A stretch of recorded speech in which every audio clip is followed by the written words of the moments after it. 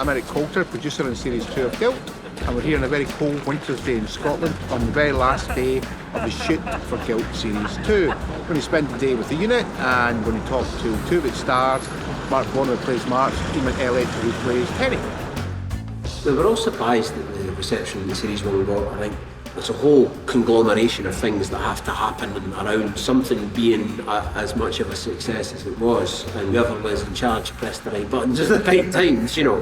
And it was lovely, really lovely, because it was something that we loved so much. So to see it become something that everybody loved so much was a great joy. I mean, the actors are just a tiny part of this, you know, the whole process. But luckily, it was there in the scripts and Neil's writing.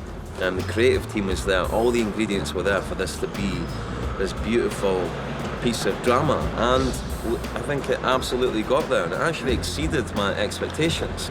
The challenges are living up to delivering what the first series did, i.e., you know, it was a breath of fresh air, fantastic writing, great performances, and it showed Scotland in a really unique, interesting, new way that we hadn't really seen before. In Series 1, it was a very straightforward sort of attempted cover-up of a hit and run. And, you know, other ancillary things like, you know, Max's entanglement with Roy Lynch and how that affected his relationship with his brother. That was what drove the whole show, basically. Max has come out of prison 2 years down the line, and he needs to get his own life back, his old life back, as much as he possibly can. He's lost his wife, he's lost his brother, and it's Max coming out with an agenda. He wants to get back where he came from, and he wants to do it as quickly as he can and regain the status that he lost from going to prison. So he's on a revenge mission. What Neil's done very adeptly is kind of Max's desire to revenge what has been done wrong to him by Roy. He's woven that very cleverly into another series of storylines regarding Roy's daughter and something she does.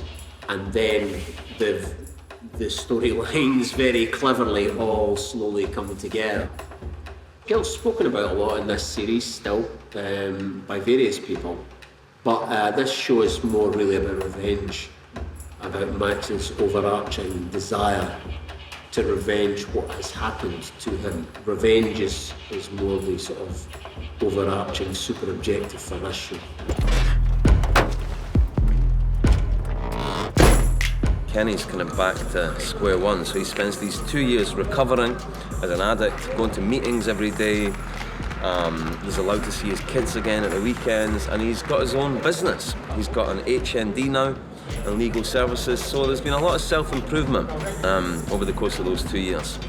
Max re-enters Kenny's orbit. I mean, Kenny has very mixed feelings about Max. On one side, he knows that Max is bad news, that Max is just out of prison. But on the other side, Max is a bit of a hero for Kenny. So Kenny is almost addicted to Max and cannot resist whatever adventure Max wants to go on.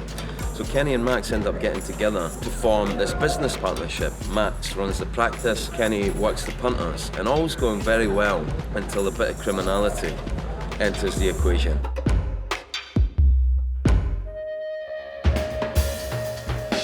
The first series was a suburban noir, whereas this is much more about regeneration. We're in the middle of the city.